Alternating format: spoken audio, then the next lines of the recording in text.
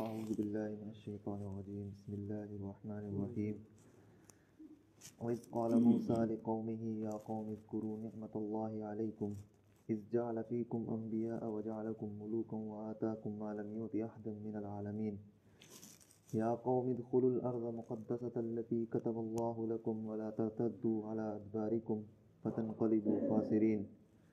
قالوا يا موسى إن فيها قوما جبارين وإنا لن ندخلها حتى يخرجوا منها فإن يخرجوا منها فإنا داخلون قال رجلان من الذين يخافون أنعم الله عليهم الأبواب فإذا دخلتموهم فإنكم غالبون وعلى الله فتوكلوا إن كنتم مؤمنين قالوا يا موسى إنا لن ندخلها أبدا ما داموا فيها فاذهب أنت وربك فقاتلا إنا هاهنا قاعدون قال رب إني لا أملك إلا نفسي وأخي فافرق بيننا وبين القوم الفاسقين قال فإنها محرمة عليهم 40 سنة يتيهون في الأرض فلا تأس على القوم الفاسقين موسیٰ علیہ السلام انہوں نے 12 بنی اسرائیل میں سے 12 خاندانوں کے سرداروں سے عہد لیا تھا کہ وہ احکام کی پابندی کریں گے. چنانچہ انہوں نے عہد توڑا تھا جس کا ذکر پیچھے آ چکا ہے. اب اسی کا ایک قصہ اللہ رب العالمین نے بیان فرمایا ہے. قصہ یہ ہوا تھا کہ جب حضرت موسیٰ علیہ السلام بنی اسرائیل کو لے کر مصر سے نکلے اور دریائے نیل کو عبور کیا تو پیچھے سے فرعون غرق ہو گیا دریا میں. جب فرعون غرق ہو گیا تو بنی اسرائیل کو فرعون کا مال و دولت بھی ملا, اس کی حکومت بھی ملی. اب اللہ نے یہ چاہا کہ جو ان کا اصل وطن ہے فلسطین میں اور شام میں جہاں حضرت ابراہیم علیہ السلام آ کر بسے تھے وہ بھی ان کو حاصل ہو جائے. اس لیے حضرت موسیٰ علیہ السلام نے ان کو کہا کہ اب وقت ہے اپنے اصلی وطن کو حاصل کرنے کا, تم وہاں جاؤ اور وہاں چلتے ہیں, ان سے لڑیں گے اور اپنا اصلی وطن حاصل کریں گے. چنانچہ بنی اسرائیل کو لے کر وہ چلے. راستے میں جب ایلیا کے مقام پر پہنچے تو جو 12 سردار تھے انہیں بھیجا اندر شہر میں کہ جا کر دیکھو, ان کی جنگی حکمت عملی دیکھو کہ ہم کو کس طرح عمل کرنا چاہیے. ملک شام میں اس وقت قوم عمالقہ آباد تھی. وہ 12 حضرات گئے شہر کے اندر, ان کا راز فاش ہو گیا. ایک ہی آدمی نے ان کو گرفتار کر لیا. اس کا نام عوج بن عنق بتایا جاتا ہے. بڑے طاقتور تھی وہ قوم, بڑے پیسے والی بھی تھی, سلطنت والی بھی تھی, اور آدمی بھی اس میں طاقتور تھے. تورات میں تو ایک عجیب و غریب بات بھی لکھی ہے کہ جو عوج بن عنق تھا اس کا قد اتنا تھا کہ موسیٰ علیہ السلام نے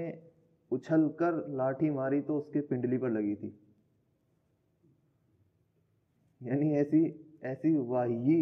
یعنی جس کو عقل قبول نہیں کر سکتی, ایسی بات بھی انہوں نے اپنی کتابوں میں شامل کر لی. چنانچہ وہ شخص تھا, طاقتور ہوگا, بہر کے تھوڑا پہلوان ہوگا, لیکن اس نے گرفتار کر لیا, بادشاہ کے سامنے پیش کیا اور کہا کہ یہ تم پر حملہ کرنا چاہتے ہیں.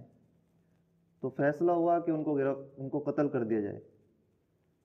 پھر آخر فیصلہ ہوا کہ نہیں, ان کو چھوڑ دو تاکہ بتائیں جا کر ہم کتنے طاقتور ہیں اور دور سے دور ہی واپس چلے جائیں. جو واپس گئے حضرت موسیٰ علیہ السلام کے پاس, انہوں نے جا کر بتایا کہ میں تو ایک ہی آدمی نے گرفتار کر لیا تھا, بڑے طاقتور لوگ ہیں. حضرت موسیٰ علیہ السلام نے کہا کہ یہ راز کسی کو نہیں بتانا ہے, کیونکہ اللہ نے یہ زمین لکھ دی ہے تمہارے نام, فتح تمہیں کو ہونی ہے. اور جب اللہ نے کہہ دیا تو پھر ان کے طاقتور ہونے سے تمہاری شکست ضروری نہیں ہے, بلکہ اللہ کی فتح, اللہ کی جانب سے فتح تمہارے حق میں ہے. موسیٰ علیہ الصلوۃ والسلام نے انہیں کہا کہ کسی کو نہیں بتانا ہے، لیکن جب یہ بات کہہ دی کہ کسی کو نہیں بتانا ہے تو اب وہ پہنچ کر رہے گی۔ چنانچہ ان میں سے 10 لوگوں نے حضرت یوشع بن نون اور حضرت کالب کے علاوہ 10 لوگوں نے اپنے عزیز و اقارب کو بتایا، انہوں نے اپنے عزیز کو بتایا، انہوں نے اپنے عزیز کو بتایا۔ غرض پوری قوم میں واویلا شروع ہو گیا کہ ہم تو اس شہر میں داخل نہیں ہوں گے، اس سے اچھا تو یہی تھا کہ ہم دریا میں ہی غرق ہو جاتے، ہم تو فرعون کی غلامی میں بڑھ جاتے، اتنی طاقتور قوم کے سامنے ہم کو یہاں تباہ کرانے کے لیے موسیٰ لے آئے، ہم تو ہرگز اس میں داخل نہیں ہوں گے۔ ان میں سے جو 2 شخص تھے انہوں نے کہا کہ ذرا اللہ کی فتح قریب ہے، تم دروازے تک تو چلو، اور جب تم دروازے تک ہمت کرو گے تو وہ قوم خود بخود مغلوب ہو جائے گی، یعنی اتنی ہمت تو کر کے دیکھو۔ ان کا نہیں، بلکہ ان کو جواب دینا بھی مناسب نہیں سمجھا، موسیٰ علیہ الصلوۃ والسلام کی طرف متوجہ ہوئے اور کہا کہ موسیٰ تم جانو اور تمہارا خدا جانے، تم جاؤ اور تمہارا اللہ میاں جائے، وہ جا کر جنگ کرے، جب وہ شہر خالی ہو جائے گا تو ہمیں بلا لینا۔ حضرت موسیٰ علیہ الصلوۃ والسلام کو مایوسی ہوئی کہ وہ قوم جو بار بار اللہ کی نعمتوں کو دیکھ چکی تھی اور جس پر اللہ کی جانب سے بار بار پکڑ بھی آ چکی تھی، حضرت موسیٰ علیہ الصلوۃ والسلام کی دعاؤں سے پھر اس کو دور بھی کیا گیا تھا، اس یقین اور کھلے مشاہدے کے بعد بھی اس نے ایسی بات کہی ہے۔ اور یہ جو جملہ ہے اِنَّ ہَٰؤْنَا قَاعِدُونَ، پھر ان کے لیے ضرب المثل بن گیا۔ جب رسول اللہ صلی اللہ علیہ وسلم بدر کے میدان کے لیے نکلے، آپ نے مشورہ کیا صحابہ سے کہ بتاؤ بھائی کیا کرنا ہے۔ ان میں جو مہاجرین تھے انہوں نے کہا کہ یا رسول اللہ ہم آپ کے ساتھ ہیں۔ پھر پوچھا کہ بتاؤ بھائی، پھر مہاجرین نے جواب دیا، پھر تیسری مرتبہ پوچھا تو انصار سمجھ گئے کہ شاید اشارہ ہم سے پوچھنے کا ہے۔ اس میں حضرت مقداد کھڑے ہوئے، انہوں نے پھر ایک زبردست جو ہے بات کہی رسول اللہ صلی اللہ علیہ وسلم کو کہ یا رسول اللہ آپ یہ نہ سمجھیں کہ ہم چھوڑ کر چلے جائیں گے اور ہم بنی اسرائیل کی طرح یہ کہہ دیں گے کہ ہم یہاں بیٹھے ہیں، فقاتل انت وربک فقاتلا ان ہاؤنا قاعدون، ہم یہ کہنے والے نہیں ہیں، بلکہ ہم آپ کے آگے بھی پیچھے بھی دائیں بھی بائیں بھی چاروں طرف سے آپ کا دفاع کریں گے، آپ جہاں چاہیں جیسا چاہیں وہ کریں۔ یہ بات سن کر رسول اللہ صلی اللہ علیہ وسلم خوش ہوئے اور پھر جنگ کی تیاری کا حکم دیا۔ حضرت موسیٰ علیہ الصلوۃ والسلام کو انہوں نے کہا کہ آپ جائیں اور آپ کا خدا جائے۔ حضرت موسیٰ علیہ الصلوۃ والسلام نے پھر فرمایا کہ قال ربی انی لا املک الا نفسی واخی،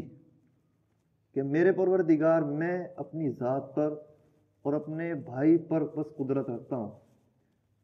اب میرے اور ان قوم کے درمیان کوئی مناسب فیصلہ فرما دے۔ چنانچہ اللہ رب العالمین نے پھر یہ فیصلہ فرمایا،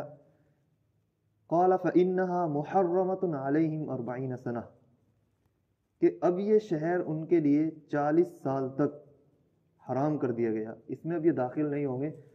یتیہون فی الارض، زمین میں دھکے کھاتے پھریں گے۔ میدان تیہ میں جو ایلیا کے قریب ایک میدان ہے، مسافت بھی اتنی نہیں ہے، غالباً 90 میل کی مسافت ہے، اس میں 40 سال تک وہ دھکے کھاتے پھرے۔ صبح کو چلتے واپس اپنے گھر مصر کی طرف، اور شام ہوتی پھر صبح میں دیکھتے کہ وہیں ہے جہاں سے چلے تھے۔ اور وہاں اس میدان میں بھی حضرت موسیٰ علیہ الصلوۃ والسلام ساتھ تھے دعوت و تبلیغ کے لیے، حضرت ہارون علیہ الصلوۃ والسلام ساتھ تھے، حضرت یوشع ساتھ تھے، حضرت کالب ساتھ تھے، ایسے برگزیدہ لوگ بھی تھے۔ ان کی معیت کے ہوتے ہوئے اس وقت بھی ان پر بارشیں کی گئی نعمت کی، جب دھوپ زیادہ ہوئی تو بادل بھیج دیے گئے تاکہ ان پر دھوپ زیادہ نہ ہو جائے، جب کھانے کی تنگی ہوئی تو من و سلوہ نازل کر دیا گیا، جب پانی کی قلت ہوئی تو حضرت موسیٰ علیہ الصلوۃ والسلام کو حکم دیا کہ عصا مارو اس پتھر پر، وہاں سے 12 چشمے جاری ہوئے، 12 خاندانوں نے اپنے اپنے چشموں سے الگ الگ پانی پیا۔ اسی اثنا میں حضرت موسیٰ علیہ الصلوۃ والسلام کی وفات ہو گئی، اور حضرت ہارون علیہ الصلوۃ والسلام کی وفات بھی ان سے پہلے ہو گئی تھی، اور ان میں سے اکثر لوگ بھی جو نافرمان تھے ان کی بھی وفات ہو گئی۔ ان کی نسلیں جو تھی پھر اس نسل کو لے کر حضرت یوشع بن نون لے کر آگے بڑھے، اور انہوں نے پھر اس قوم عمالقہ سے جہاد کیا اور اس شہر کو فتح کیا۔ اس نافرمانی کا اور اس فتح کا واقعہ اس رکوع میں بیان کیا ہے۔ اور جب کہا موسیٰ نے اپنی قوم سے کہ اے میری قوم، یاد کرو اللہ کی نعمتوں کو اپنے اوپر، کہ جب تمہارے درمیان نبیوں کو بھیجا اور تم کو صاحب ملکیت بنایا اور تم کو وہ دیا جو دنیا میں کسی کو نہیں دیا گیا تھا۔ یعنی نبوت کا آنا اپنے خاندان میں، اپنی قوم میں، یہ ایسا زبردست نعمت ہے کہ یہ کسی دوسرے کو نہیں دیا گیا، اتنا زیادہ کہ بنی اسرائیل میں 1000 نبی کے قریب آئے ہیں اس قوم میں سے۔ اے میری قوم، داخل ہو جاؤ اس زمین، مقدس زمین میں، جس کا اللہ نے تمہارے لیے فیصلہ کر دیا تھا، اور تم پیچھے نہ ہٹو۔ اگر تم پیچھے ہٹے تو پھر تم خسارہ اٹھا کر پیچھے ہٹو گے۔ انہوں نے کہا کہ موسیٰ، اس شہر میں تو بڑے طاقتور لوگ ہیں، اور ہم تو اس میں جب تک نہیں جائیں گے جب تک وہ اس سے باہر نہ آ جائیں، یعنی شہر سے نہ چلے جائیں جب تک ہم شہر میں نہیں جائیں گے۔ اگر وہ شہر سے نکل جائیں گے تو ہم داخل ہو جائیں گے۔ ان میں سے 2 لوگوں نے کہا جو اللہ سے ڈرتے تھے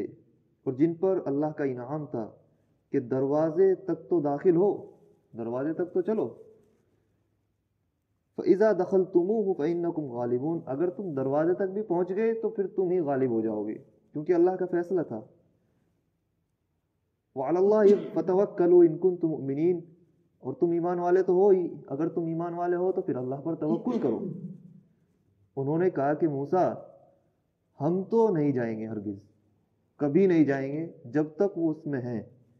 بس تم اور تمہارا خدا جائے اور جنگ کرے، اور ہم یہاں بیٹھے ہیں، ہم تو کھسکنے والے نہیں۔ پھر حضرت موسیٰ علیہ السلام نے مایوس ہو کر فرمایا کہ قال رب انی لا املک الا نفسی واخی، کہ میرے پروردگار، میں اپنی ذات کا اور اپنے بھائی کا تو مالک ہوں، میرا زور ان پر تو چلتا ہے، لیکن یہ جو قوم ہے یہ میرے زور سے فارغ ہے۔ فافرق بیننا وبین القوم الفاسقین، تو آپ ہمارے اور اس فاسق قوم کے درمیان فیصلہ فرما دیں۔ پھر اللہ نے فیصلہ فرمایا، قال فإنها محرمۃ علیہم 40 سنہ، تو بے شک ان پر حرام کر دی گئی ہے یہ زمین 40 سال تک، وہ دھکے کھاتے پھریں گے زمین میں۔ جب یہ فیصلہ آیا تو حضرت موسیٰ علیہ السلام کو لگا کہ فیصلہ بڑا خطرناک ہے۔ حضرت موسیٰ علیہ السلام کو تھوڑی مایوسی ہوئی کہ میں نے اس طرح دعا کیوں کی، تو اب اللہ رب العالمین نے فرمایا کہ اب مایوس ہونے کی ضرورت نہیں ہے، فَلَا تَأْسَ عَلَى الْقَوْمِ الْفَاسِقِينَ، فاسق قوم پر آپ کو مایوس نہیں ہونا چاہیے۔ جب یہ قوم ایسی ہے، اس کے مناسب یہی ہے کہ اب یہ 40 سال تک دھکے کھاتی پھرے۔ یہاں ایک آیت آئی ہے، کتب اللہ، کہ اللہ نے ان کے لیے لکھ دی ہے اس زمین کو۔ اس کا مطلب یہ ہے کہ اگر وہ عمل کی پاسداری کرتے رہے، کچھ لوگ آج کے دور میں بھی فلسطین کو ثابت کرنے کے لیے اس آیت کا سہارا لیتے ہیں کہ جب قرآن میں آ گیا ہے یا قوم ادخلوا الارض مقدسۃ التی کتب اللہ لکم، کہ اللہ نے تمہارے لیے اس زمین کو لکھ دیا ہے، اللہ نے یہ زمین تمہارے لیے الاٹ کر دی ہے، تو اگر وہ بنی اسرائیل فلسطین میں آ گئے ہیں تو اس میں دقت کی کیا بات ہے؟ تو ساتھ میں شرط یہ بھی ہے کہ اگر وہ ایمان کی پاسداری کرتے رہے، اگر وہ مسلمان ہو جائیں تو ہمیں کیا حرج ہے، ایمان کی پاسداری تو کریں۔ جب انہوں نے اس وقت بھی ایمان کی پاسداری نہیں کی اور شرط نہیں مانی، تو پھر اس شرط کا جو مشروط تھا، یعنی جس چیز پر اس کو لازم کیا گیا تھا، وہی ختم ہو گیا، تو اب یہ آیت ان کے حق میں مستدل نہیں رہی، اس سے استدلال اب نہیں کیا جا سکتا، کیونکہ انہوں نے اس عمل کی پاسداری ہی نہیں رکھی جس شرط کو بنا کر ان کے لیے اس زمین کو ان کے لیے الاٹ کیا گیا تھا۔